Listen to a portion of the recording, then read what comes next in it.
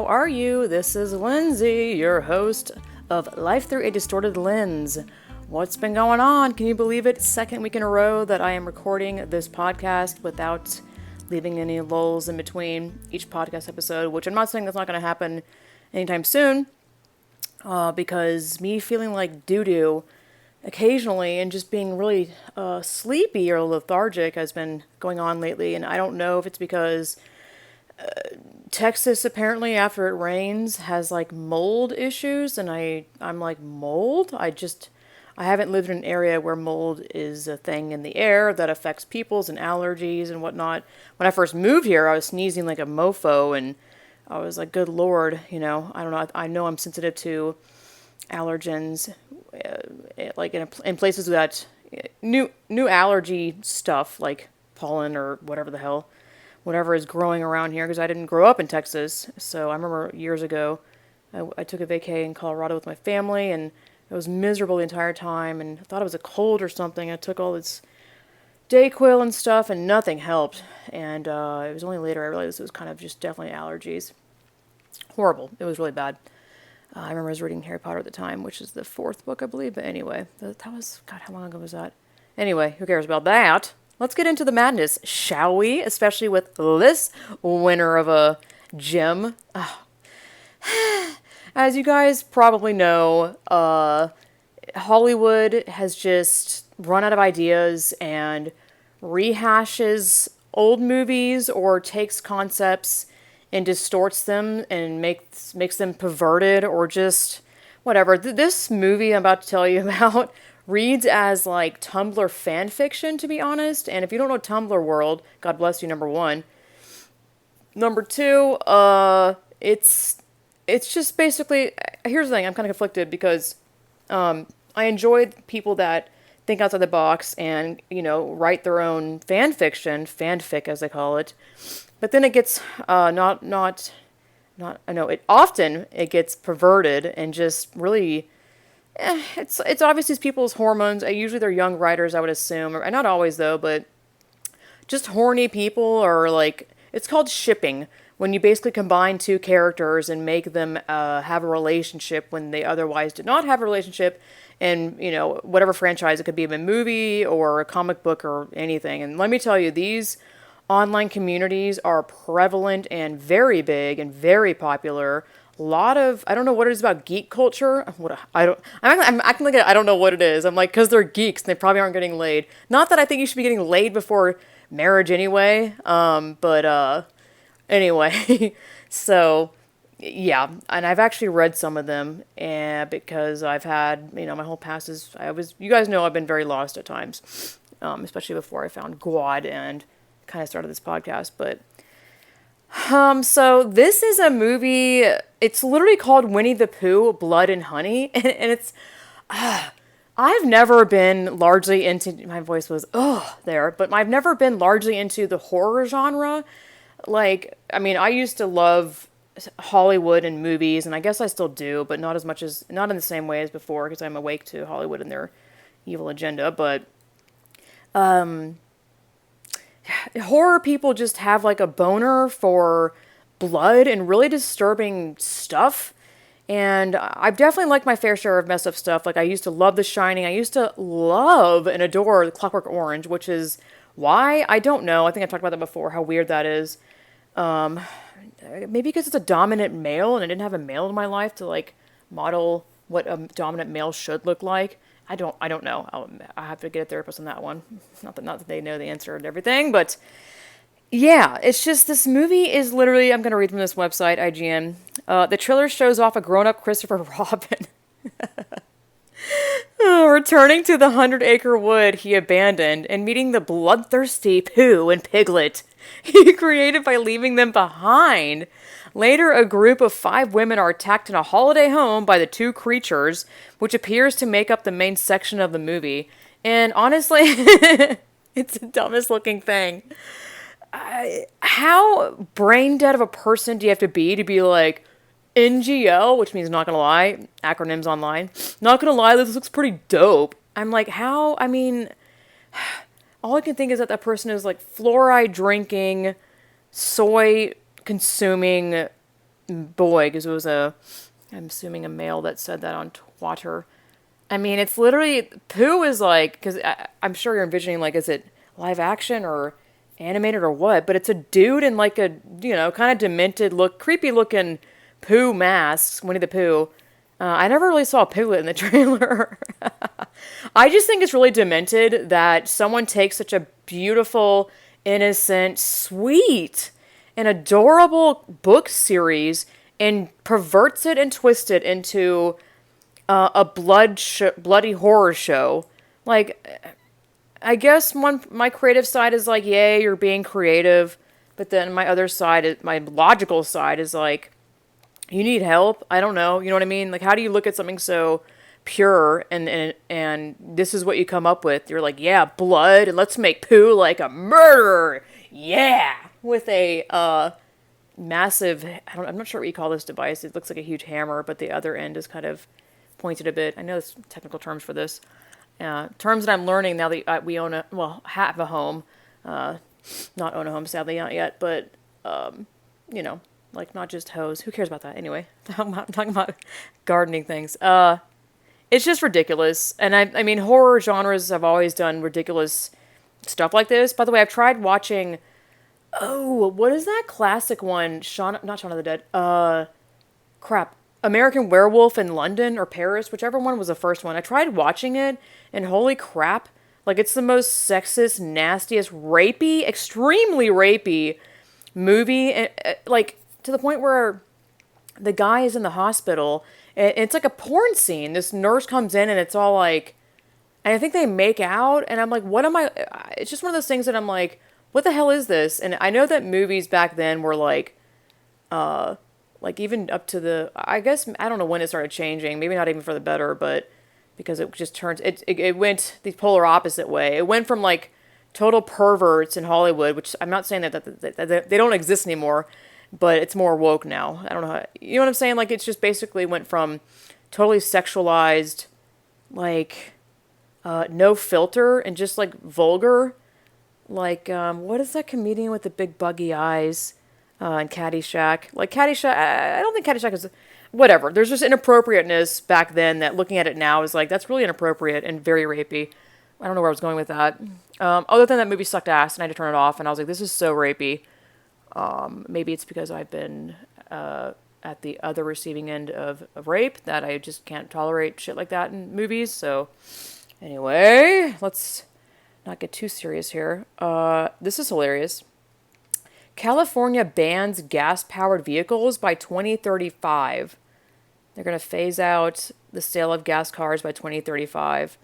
On that same token, I hope I have it saved in here. Oh, I thought I did. I hope so. Here we go. This is like exactly in line with that. Let me make sure I cross out or exit this. This is like it's Daily Wire. I mean, you can read this on other websites because I know that I actually try to get sources from not just, right wing. I want to get sources from left wing. That's why I don't mind using MSNBC or whatever, because I'm not going to just pull all my sources from Daily Wire because it's biased. But California asks residents to avoid charging electric vehicles due to blackout risk days after unveiling new gas car ban. Yeah. Now officials are asking residents to avoid charging their electric vehicles in the interest of not overwhelming the power grid. The western United States is facing a likely prolonged and record heat wave that could lead to temperatures as high as 115 degrees Fahrenheit, which I'm like, when was this written? This was written yesterday, and I'm like, maybe California has a delayed record heat wave. Obviously, it's not Texas, so I'm not living in California anymore. I don't remember when they have their heat waves, but as a result, the California Independent System Operator is seeking to bring all available resources online to handle high electricity demand and expects to issue voluntary energy conservation notices over the Labor Day weekend. The top three conservation actions are to set thermostats to 78 degrees or higher, avoid using large appliances and charging electric vehicles, and turn off unnecessary lights. I'm all for turning off unnecessary lights. Hell to the no with keeping your thermostat at 78, which actually, not gonna lie, we keep ours at 77, and it took me a while to get used to that, and at that same while I say that, we have our AC unit from California, like it's like the size of a mini refrigerator, in our bedroom that I like to have on at night because I'm pregnant and I like being chilled when I'm sleeping anyway. Technically when I'm sleeping it's not 77, but 77 I think is on the high end. Definitely warmer than I would assume most people. Oh my gosh, most people. I'm trying to mute this. Turn off. Oh, anyway, I got a message or a text while I'm recording this. Anyway, so I remember living in California. They had the same stuff where they would, ask you to conserve your energy. Which again, I'm not against conserving energy and like turning off the lights if you're not using them. That's just kind of a given. Like, don't waste energy. More so, save money. But I just think it's absolutely hilarious because the amount of people in California that own electric vehicles is pretty freaking high. So to ask this, unless, let's look at the other end. Like, I guess it's not absurd if you wind up charging your vehicle before the weekend, but I think it's still absurd because it doesn't give you the freedom to use your car. You know what I mean? Like, this takes away your freedom to own that car and use it when you want. And no, California is just terrible, terrible state. Can't believe I never saw it before, but here we are. My God, the mosquitoes in Texas are absolutely out of control.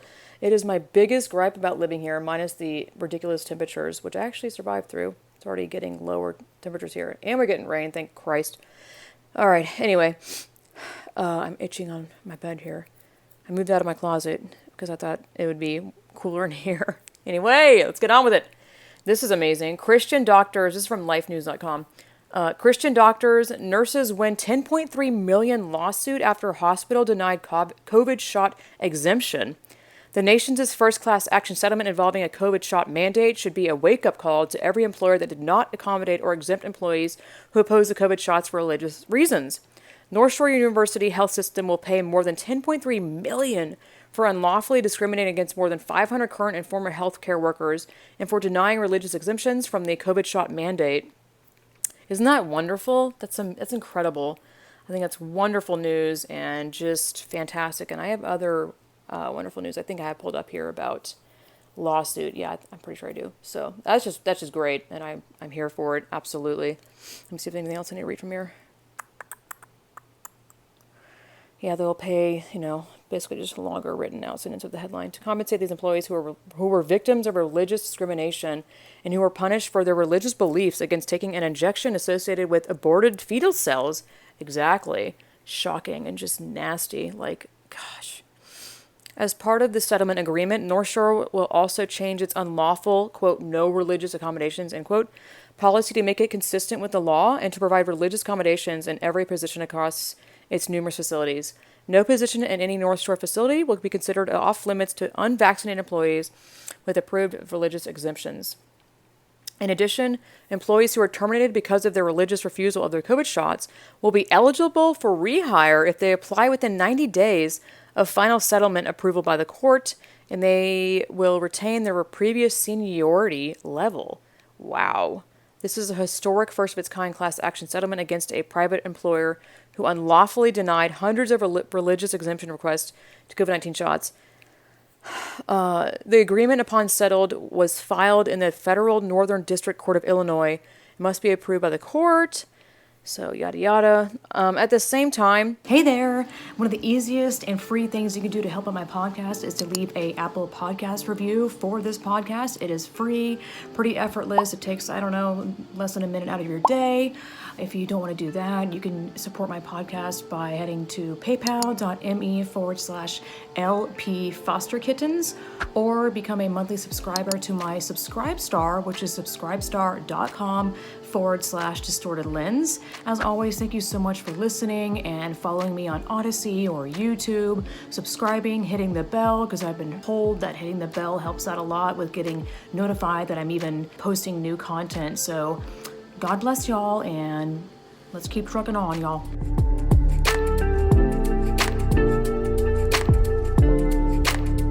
They shouldn't have denied anyone of this request at all from the get-go. So, and it's also a thing of like, would you really want to work for the same company that did this to you?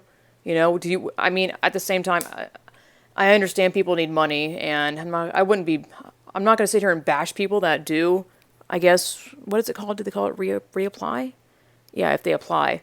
I'm not going to bash people for doing that because, you go to college for your profession or whatever you want to become and, what you want your career to be based out of, and you get denied or terminated.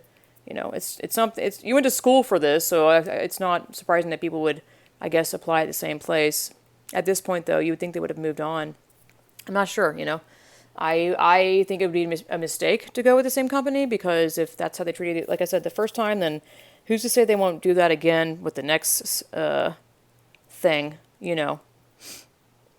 Quote Dimmick. I'm putting these podcasts on YouTube, and I literally don't know what YouTube, like what we're allowed to say at all, and I'm not about to sit here and like every day wake up, roll over, and check what YouTube's guidelines are. Like, I have a life, I have so much shit going on. I'm not, I don't, I'm too, no, like, so, yeah. Although I do know you're allowed to say a lot of stuff that you weren't allowed to say prior, that I'm still paranoid about, like, talking about, because who's to say, because say I can't say, and this is just a theory thing, whatever, the masks don't work, and, a year ago, and then you would get yanked for saying that. Say you say it now, this is just not the word, in theory. Yeah, in theory, this is just me making this up. It's not really saying this. Even though I think you're allowed to say it. And now you say masks don't work, but now YouTube allows you to say that. Who's to say they won't, like, reverse that when a next variant thing comes out? You know what I'm saying? So I'm like, I just don't know how, the internet is a very strange place, especially YouTube and all these platforms they don't give you any freedom. So who's to say they won't reverse that? Anyway, moving on. To disturbingness. Time for some sippy. Even though I told myself last time, don't drink carbonated whatever tea while you do your podcast. It just makes you burpy, and here I am again. Well, it's either that or I have my chai tea latte. Which, by the way, chai means tea, so I'm basically saying tea latte. There's a coffee place here called Summer Moon. It is so yummy. They have this, like, nasty, and what I mean by nasty is, like, holy, how many grams of sugar is in this, and what is this? They have this stuff called moon juice or something. I can't remember what it's called. That I guess they use it as, like, a milk product. And it's insane how sweet it is. It's absurd. I'm like, you take a sip, I take a sip, and I'm like, nobody needs this amount of sugar. Like, honestly, the amount of sugar that people consume on the daily is wild. So it's not surprising to see the average human body here in Texas to be pretty freaking overweight. I've definitely gained weight being here, even though my husband claims that I absolutely have not. And by the way, I'm like, my weight right now while being pregnant is making me very uncomfortable, but I have to remind myself there's a baby growing inside me, and it's temporary, but, yeah, me being fit and then going to this weight is like, yoinks, I wish I never looked on the scale. It's fine. No biggie. All right, moving on here. This is on Summit News, I guess summit.news. 31-year-old 31-year-old transgender, I hate using that term because just call them for what they are. Let me read it off. Well, whatever. 31-year-old transgender footballer celebrates being able to use same changing room as team of teenage girls. Yes, really. A report by Dutch news outlet VRPO reveals the struggles Marjolaine Scheppers underwent trying to comply with rules set by the Royal Football Association.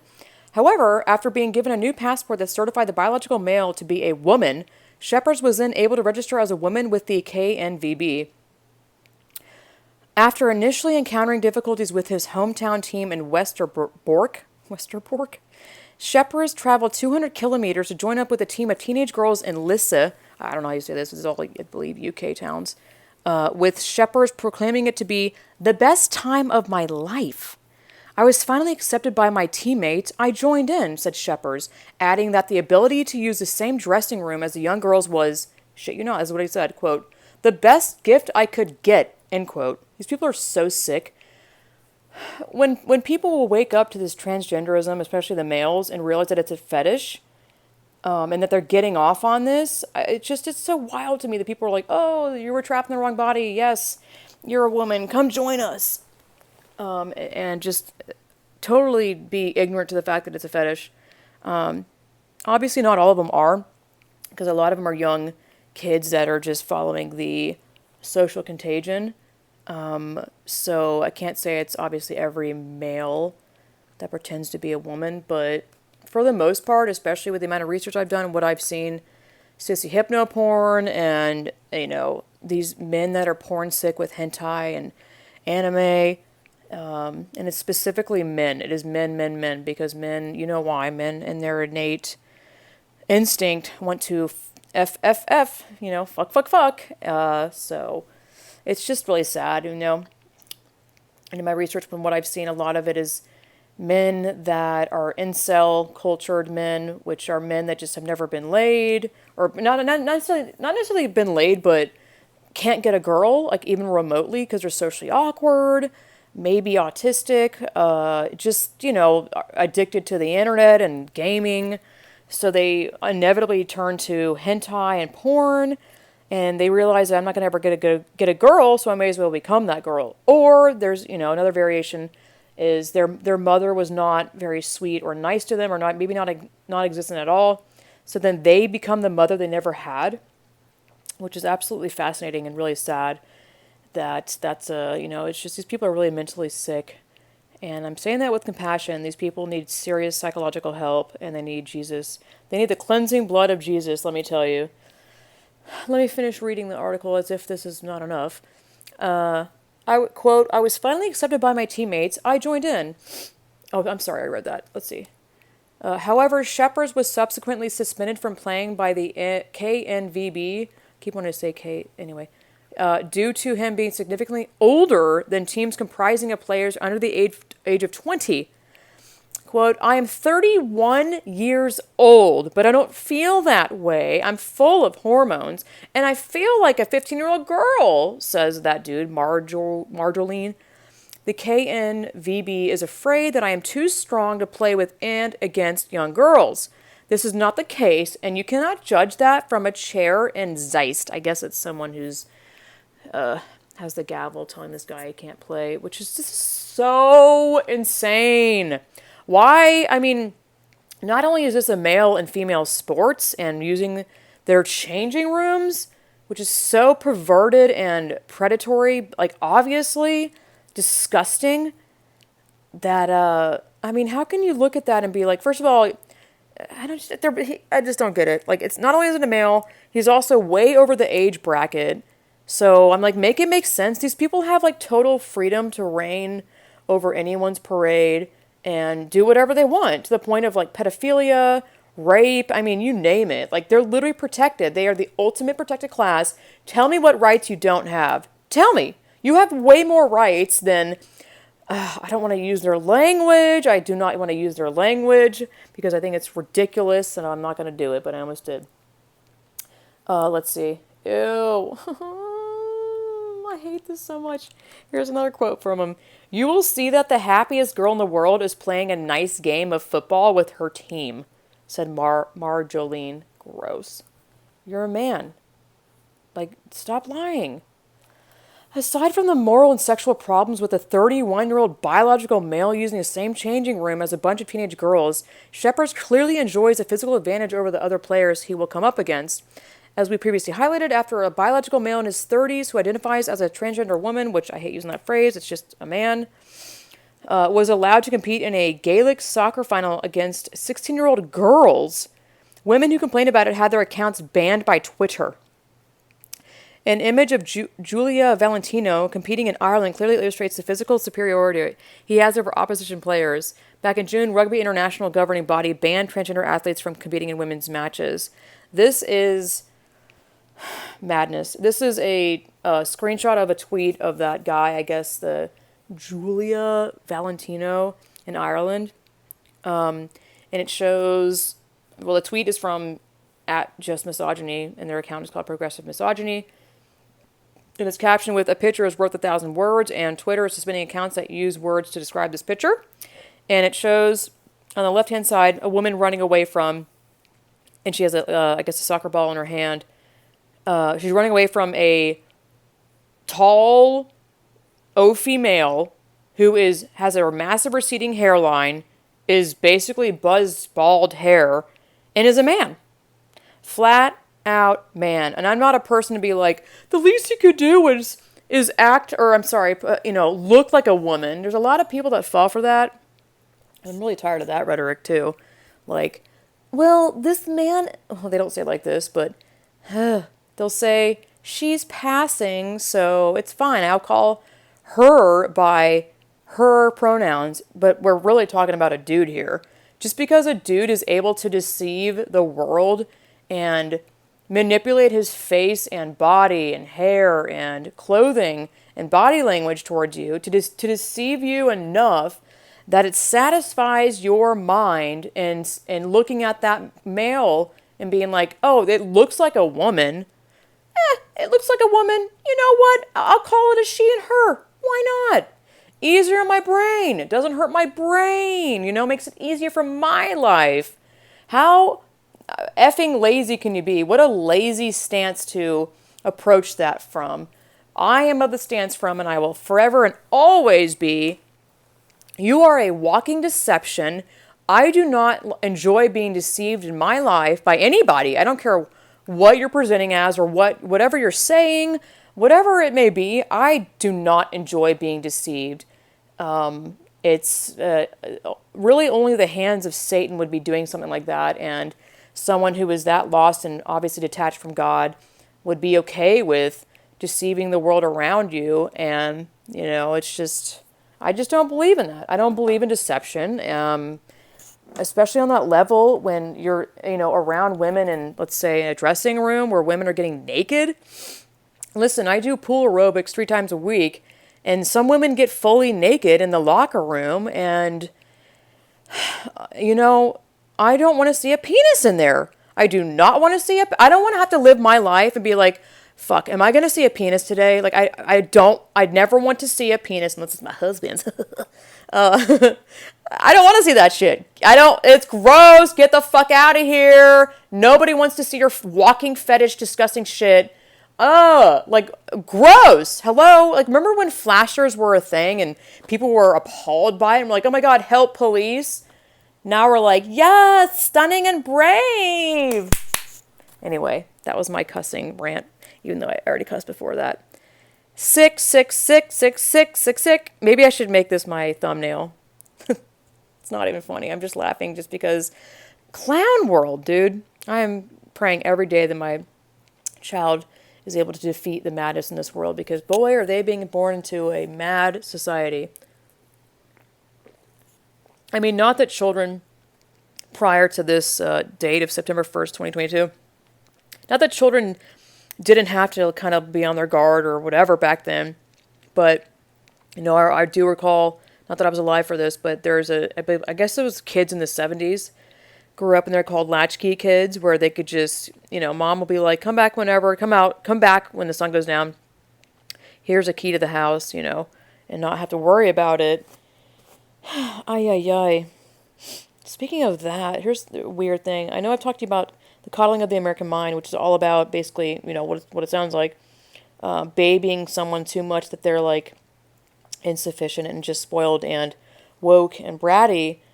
But then I've seen people take that book that are woke and twist it, because when you read that book or listen to an audio tape, which I did, it makes you want to not overly coddle your child, because if you overly shelter a child, they come out severely messed up. They're not independent and just not good at all. But then on the other side of that, I've seen woke people, liberals, twist that book and be like, yes, we need more children to be independent and not have parents hover over them. Like, basically taking away parental rights for children, encouraging them to be more on their own, do more activities on their own, which, of course, again, the left always perverts things and twists it. Like, taking a normal concept like that, like, of course, independent play is important when a kid is growing up, and establishing independence in general is great, but to twist that and, do it very slyly and say that, yay, independence, But behind all that is definitely taking away parental rights, 100%. It's very perverted. There was a whole article I read about that. I should bring that up next time. I have to dig for that. It was a really well done article. Anyway, so this is wonderful. More great news. Let me exit this. No, I'll leave it, whatever. This is from, what is the Peacock? NBC. NBCnews.com. Kansas teacher who was suspended after refusing to use students' preferred pronouns awarded $95,000 in suit. Pamela Ricard sued Geary County Schools in March, saying she was reprimanded and suspended for 3 days last year for addressing the student by their, quote, legal and enrolled last name, end quote. What? So they used their last name and that was what got the person reprimanded? Usually it's like, oh, you're not calling me by my made-up, anime fantasy name or porn name. A lot of the men that think they're women create names that sound very like a porn actor or whatever. Let's see. A Kansas teacher who sued the school district that suspended her for refusing to use a student's preferred pronouns reached a settlement with the district Wednesday and will be awarded $95,000, the lawyer said. Attorneys with Alliance Defending Freedom, which describes itself as advocating for the right of people to freely live out their faith, called the settlement a victory for free speech at public schools. The Southern Poverty Law Center describes the Alliance Defending Freedom as a hate group over stances it has taken on LGBT rights. What happened to the LGBTQ? I think it's interesting how some people use the Q and then the Q plus and then the IAP. None of it ever makes sense or adds up or is congruent. Pamela Ricard sued, this is kind of repetitive, hold on, let's see. For addressing a biologically female student by the student's legal and enrolled last name, a student counselor at Fort Riley Middle School has told Ricard that the student preferred an alternate first name, and a classmate told Ricard that the student preferred he/him pronouns. The lawsuit said. What a joke. Middle school? Ricard began addressing the student as Miss, using the student's last name in an effort to avoid... Oh, I see, okay. Miss, like Platotion or something. In an effort to avoid using the student's preferred first name, Ricard believed addressing the student as Miss legal, enrolled last name, respected the student while also upholding Ricard's religious convictions, the lawsuit said. The district at the time did not have a formal policy regarding student preferred name and pronoun use at the time. Miss Ricard was suspended, but she was reprimanded under generic school district policies relating to bullying by staff. Oh my God.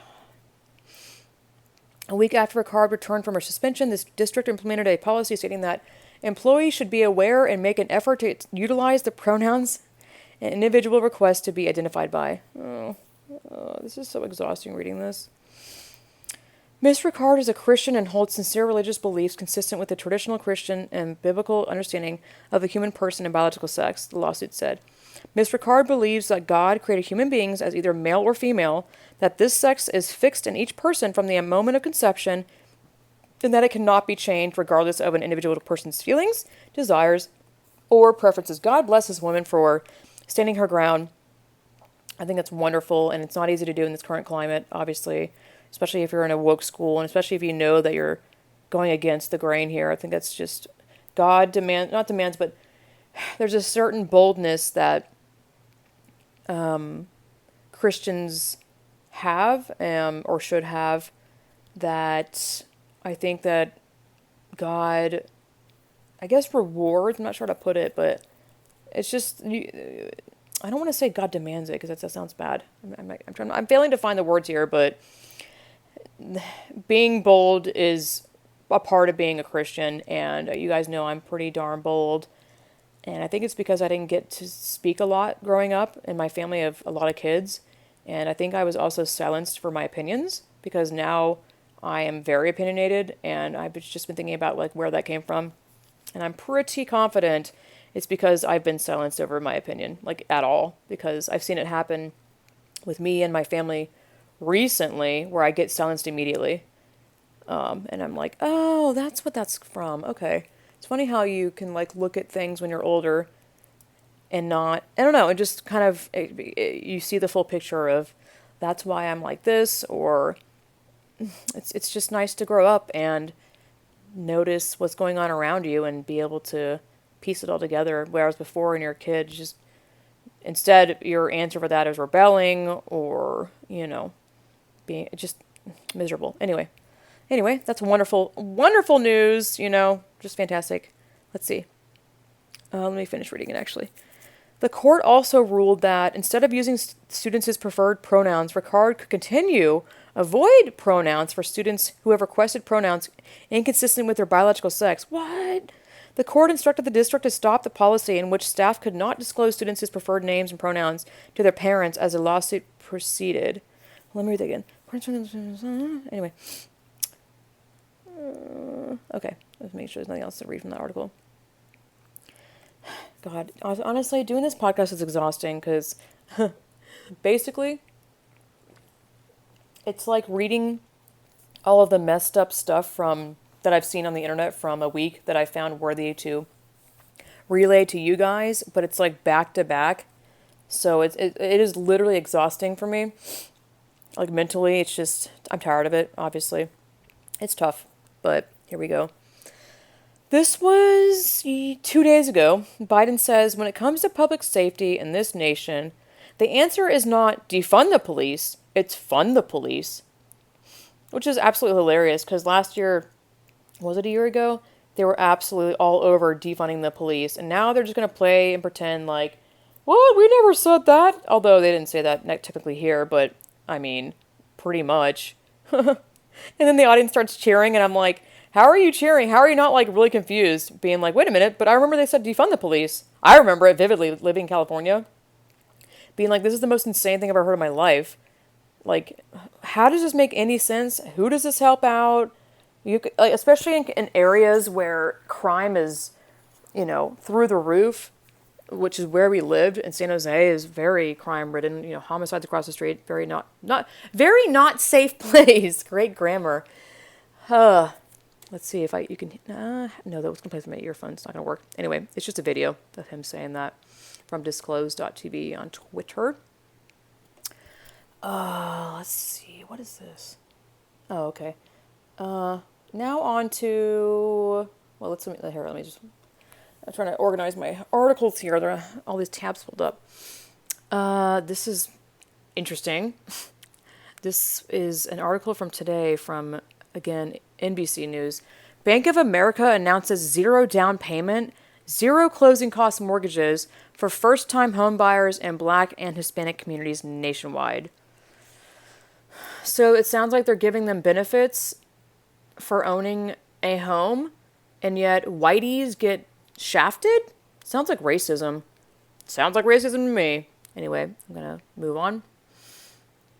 Let me pull up this other article. This is whatever. I mean, this is just the amount of absurdity on Twitter, and the tweet itself is just wild because Twitter is like the wokest place on the internet. And I kind of asked myself why I even use this website. The main reason is to bring you guys news, honestly, because I've seen news hit Twitter before it hits anywhere else. This is Time spoke to genderqueer author and illustrator Maya Kobabe. I don't know how you say that. I'm going to read this without laughing or whatever. I'll try here. On about ear work, the efforts to restrict access to ear writing, and what a make of the current cultural movement.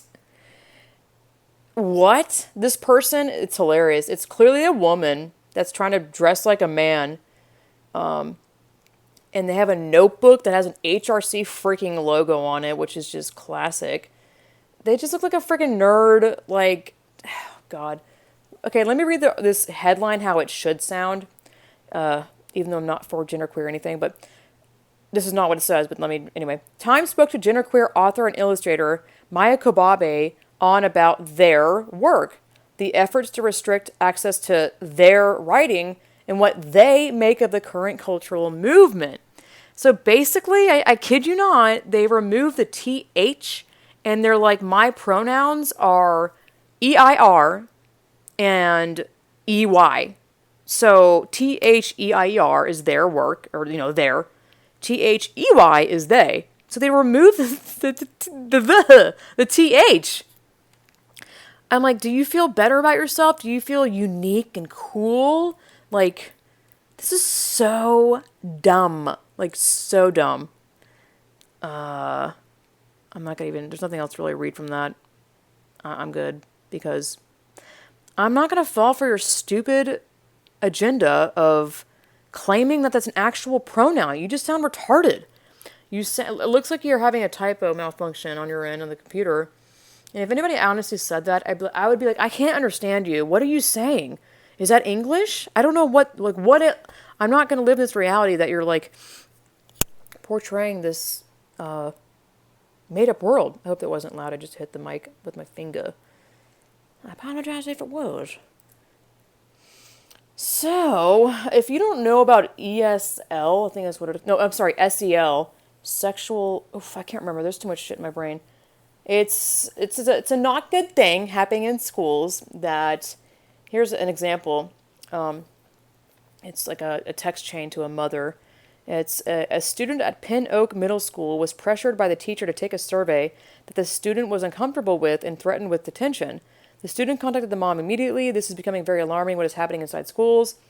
Basically, these schools are surveying your children, finding out what kind of a child they are, and working with the government on how to manipulate them. I read, what was the documentary called? It's either Whose Children Are They? I've talked about this before, obviously. Or, I'm forgetting the other one. But they go into this in detail. All right, so this is from JenniferMcWilliamsConsulting.com. Social Emotional Learning, SEL, claims to be a system which helps students develop the skills they need to achieve success in school, career, family, and civic life. This sounds like something that would be celebrated everywhere, but on the contrary, SEL is causing confusion and conflict all across America. Among the SEL controversies are the teachings of gender ideology, sexual preference, critical race theory, and spiritual practices. SEL proponents say it is a way to teach children to regulate their emotions, learn empathy, and build relationships. SEL critics argue it is a smokescreen for ushering in radical ideology and government overreach. The question people should be asking is, by whose standards are these skills being taught and for what purpose? A closer look at how SEL began provides validation to the movement of removing it from the public education system. The term social emotional learning was crafted along with its housing organization, the Collaborative for Academic Social Emotional Learning, CASEL, CASEL, at the Fetzer Institute. The Religious and Spiritual Development Nonprofit Institute was founded by John Fetzer. SEL is used in over 90% of America's public school districts to teach what they call the whole child, i.e. mind, body, and spirit. The Fetzer Institute was designed to promote John Fetzer's spiritual vision for a global transformation, which he called the New Age. The mission is to help build the spiritual foundation for a loving world. Brian Wilson, professor of comparative religion at Western Michigan University, spent a year studying Fetzer's life through the Fetzer Library. The library was created to preserve John E. Fetzer's lifelong inquiry into the interconnectedness between science and spirituality to the transformation of self and society. Wilson authored the book John E. Fetzer and the Quest for the New Age. In an interview about the book states, I really focus on the things that people used to call cults and sects, and of course today we call them new religious movements. Wilson explains John Fetzer's spiritual evolution with, upon graduation from college, John Fetzer made a fateful decision. He left the Seventh-day Adventist Church and largely abandoned institutional Christianity. He turned instead to a lifetime exploration of a variety of metaphysical religions. Although something of a misnomer, metaphysical religion refers to those traditions based on a monistic rather than dualistic cosmology that is a belief that all is one, including God, as opposed to the radical separation of God and the cosmos that forms the basis for the Abrahamic traditions. In such monistic systems, the conception of God shifts from being transcendent and personal to immanent and impersonal, which tends to have major effects on the way one relates to the world. Whew.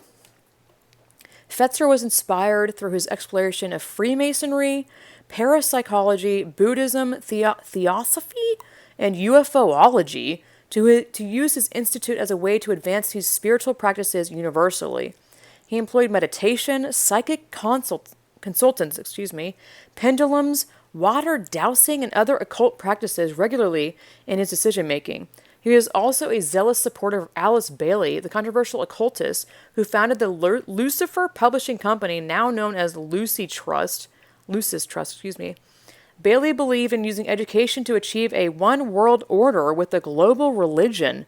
She wrote in her book Education in the New Age, "Our problem is to attain the kind of overall synthesis that Marxism and Neo-Scholasticism provide for their followers, but to get this by the freely chosen cooperative methods that John Dewey advocated.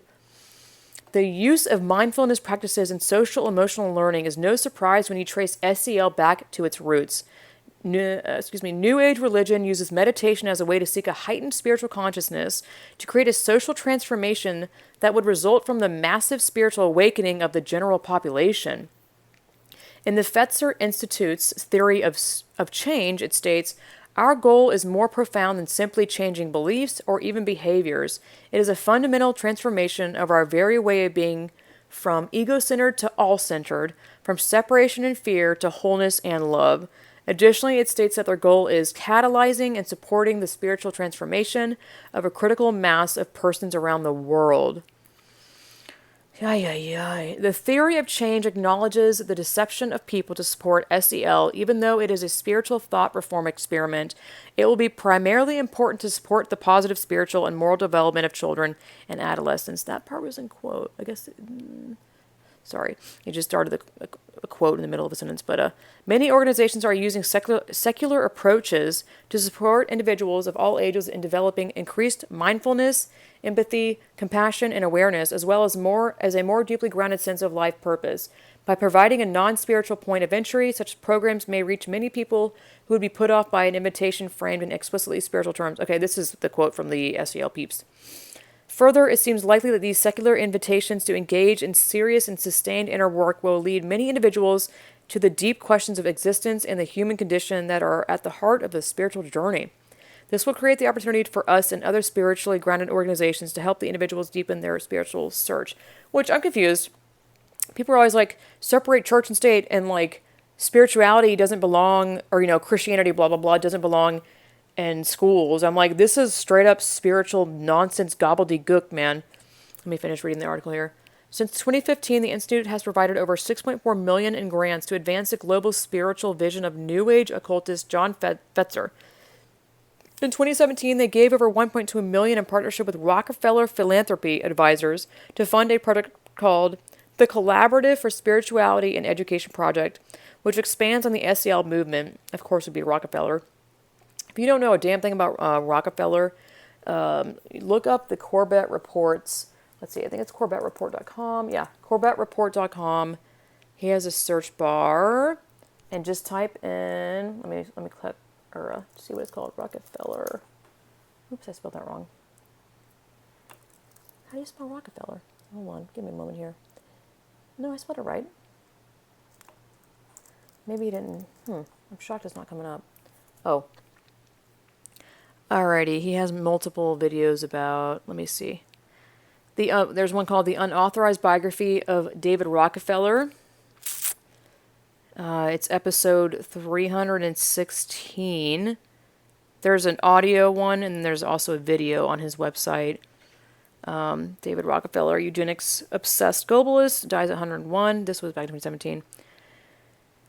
Rockefeller medicine video, which is from 2013. You just go to CorbetReport.com. On the top right, there's a search bar. Type in Rockefeller and educate yourself on the Rockefeller family. Yeah. Let me finish. I'm almost done with this article here. The Collaborative for Spirituality and Education website exclaims it is the next wave of whole child education. The purpose of SEL in education has been deceptive from the beginning. The reality of its attempt to spiritually transform our children for social change is a constitutional violation and it deliberately undermines parental rights. So that was a really, long explanation about what SEL is. And there's another article this woman has on her website that is called, the headline is Illegal SEL Data Collection. And that is exactly what I was talking about with that tweet about the kid is about to be suspended if they don't do a survey. It sounds sounds like on its face, it's like what a kid won't do a survey. I guess he's being suspended, which is weird, but it's so much more than that. Let's see if I can find a snippet from the article that I can read to you real quick. All right, I'm just gonna read you this little snippet because it's a kind of long article again. It's not long, but reading it is just. Let's see. Schools measure SEL success by collecting data on each student, which creates a psychological profile. Am I saying that right? Yeah, psychological. I'm like, is it physiological or psychological? Anyway, that is attached to their student identification number. The data is stored and monitored in dashboards, which allows administrators and staff to track its progress by school district, school, grade, class, gender, race, or individual. The data is entered into statewide longitudinal data systems and follows the students as they change grades or even schools. The Collaborative for Academic, Social, and Emotional Learning, again, CASEL, the organization responsible for creating SEL, claims the skills they support are necessary to be employable in the workforce. What? The SEL data collection is creating a psychological profile for students to determine what areas they are good for. Anyway, I recommend reading this article as well because this woman's website is great. And I don't remember how I found it, but let's see here. TAL that Mel Gibson has like 9 children, which is awesome. He's based. Alright, I'm going to leave you on this creepy thing that I found out a while ago, and I can't even remember how I found out about it, but... So, I've not done a CPR, like, official course. I did do...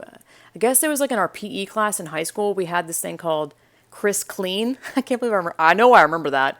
Chris Clean was a CPR dummy that we used to, be taught how to do CPR. And I remember that because the dummy had a t-shirt that said Chris Clean on it. And I was like, oh, I want that shirt. So I stole it off the dummy and I used to wear it. It was always really, really tight on me. Anyway, how messed up is this? So I'm going to read this from lifescience.com. How a girl's death mask from the 1800s became the face of CPR dolls. A drowned woman became the most kissed girl in the world. Also, how gross is that? Like, it's so pedophilic and just... creepy, and literally it's one of those things that I learn in life, and I'm like, what? After a model of her face was used to design a CPR dummy. For 60 years, medical students have practiced CPR on a dummy doll dubbed Resusci, I don't know French, I'm assuming it's French, Resusci Annie. Is this supposed to be resuscitate? Anyway. Compressing her chest and breathing air into her plastic mouth. The face of that dummy, it turns out, isn't made up. It's based off this is what's messed up. I'm like, what? Why? It's based on the face of a teenage girl found dead in the Seine, I don't know how you say that, river in Paris in the late 19th century, whose body was never identified, but whose visage was captured in a mold or death mask. A newspaper in the Christmas issue of the BMJ, whatever the hell that is, a special edition of the medical journal, that can include lighthearted or outside-of-the-box research, tells how the nameless corpse became a CPR mannequin and earned the title of the most kissed girl in the world. Gross. Why are you even saying it like she's the most kissed girl in the world? Like, why even put your head there? Like, why even say that? It's just, it's not a girl. I mean, it's a dummy. Like, anyway. Every year we have to carry out mandatory CPR training, which utilizes these mannequins. Dr. Stephanie Lowe, co-author of the feature and a dental trainee,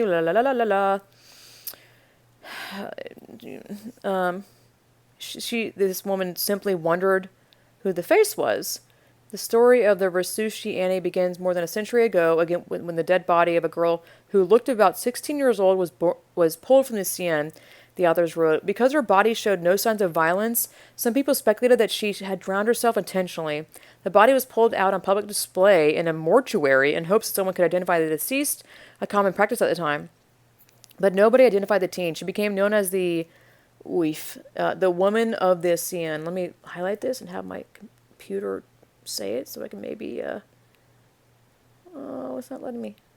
Oh, it's not going to speak it. Anyway.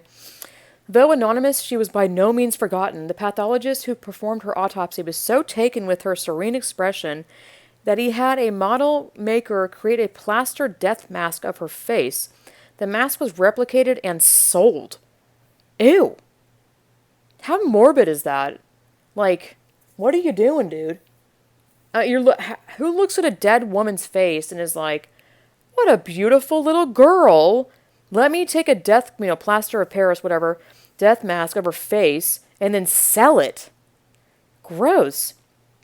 In fact, the Lorenzi model makers, who according to the paper authors made the original death masks, still sell copies of it today under the title Noyer de la Sienne. I don't know how to say this again. Drowned Woman. Gross. Like, what the... I would be livid if I was this dead girl. Like, just... Anyway. That sounds retarded. In the late 1950s, when medical students were just starting to learn and practice CPR, Archer Gordon, a member of the American Heart Association's CPR committee, realized that a CPR dummy could save medical students from the necessary pain. Yeah, we get that, all right. It turned out Lardiel had seen a reproduction of well, I can't say it, whatever, De La Sienne woman, on the wall of a relative's house, and he decided to give the CPR mannequin the same face. Oh, God. Thus, in 1960, when the Laerdale Company built the first CPR mannequins, the CPR dummy, or Resusciani, as Laerdale refers to the doll on its website. Before making CPR mannequins, Laerdale had manufactured a doll named Anne. Perhaps this is the name that stuck. The doll, made of soft plastic, had a collapsible chest, blah, blah, blah, blah. Oh, yeah, this is so weird. Hold on, listen to this part. Ew. Making the CPR mannequin changed the course of the Laerdale Company from toys to medical devices. Ugh. As it describes on its website, where Resusciani is still available for purchase. By the way, I emailed them not too long ago and asked them if they're still selling it, and yes, they are. The company estimates that 300 million people around the world have been trained in CPR, most of them with the help of Resusciani. One of those people, it seems, was Michael Jackson, who included to refrain "Annie, are you okay?" in the song "Smooth Criminal" after he was inspired by his own CPR training, according to the BMJ paper. What? I remember reading this when I saw this a while ago, and I read this and I was like, what? This line is also used in CPR training when trainees check for a response in the patient. Oh, my Lord. Yeah, exactly. But what about the ethics of making reproductions of a deceased person's face and selling them without consent? Anyway, I'm good. It's just, that was the most effed up thing, and also bizarre that Michael Jackson wrote that, and whatever. The whole story is just bananas and disturbing. Lastly, I'll leave you with this non-fuckery article. I mean, it is weird, but it's not as effed as that. So apparently, this is from some random old lady's website, lucienne.com. I mean, there's sources for this outside of this woman's website. It's just the one I happened to pick. Apparently, no named Atlantic hurricanes through nearly all of July and August. It's the first time since 1941. The months of July and August of this year have been among the quietest in terms of hurricane activity since World War II. A Colorado meteorologist said this week, with August shaping up to have the lowest hurricane activity since the late 1990s. Blah, blah, blah. So basically, not to have any named hurricanes for all of July and August sounds pretty dang rare. So, yeah. Anyway, bananas. That's all. That's all for now, y'all. I hope you guys have a wonderful weekend and you guys have been hanging in there, and maybe you're feeling good about not ever taking the jab, because I sure am. Man, it feels good, man, to realize that you never fell for that. Anyway, yeah. If you don't know God, just talk to him like he's your friend, and he will move mountains in your life. The more you start trusting in him, the more you'll see your life change, and it's such an undeniable truth. And I really pray that all my listeners will find their way to God and accept Jesus, because there's no better peace in life than having Jesus walk beside you and guide you in life. So have a wonderful weekend. Thanks for listening. If you want to support my podcast, you can do that by heading to subscribestar.com/distortedlens and become a monthly subscriber, or head over to paypal.me/LP Foster Kittens and give a one-time donation, or multiple times, however many times you want to do it.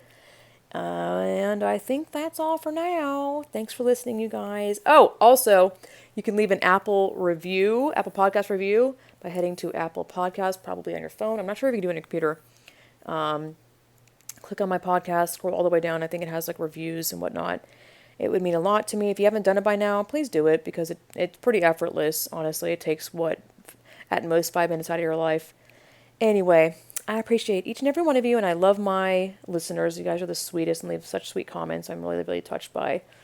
If I can touch one person's life and make them not feel alone, or laugh, or find their way to God, then that's makes me over the moon, and I feel like my job here is done, but it's not done. I'll keep doing these podcasts. Anyway, all right, this is finally the goodbye. God bless.